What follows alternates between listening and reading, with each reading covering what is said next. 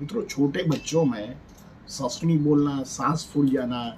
छाती में कफ बोलना, बुखार आ जाना, बॉडी हो जाना, नाक ब्लॉक हो जाना, आवाज़ भारे हो जाना, नींद नहीं होना, सारा दिन रोते रहते हैं, ऐसे बच्चे की जब शिकायत होती है पर्टिकुलरली मॉनसून में और बहुत सारे दवा करने के बाद भी कोई रिजल्ट नहीं मिलता है, तो आप होम्योपैथिक में dulcamara, allium cepa, euphrasia and arsenic alb 30 potency का उपयोग कर सकते हैं।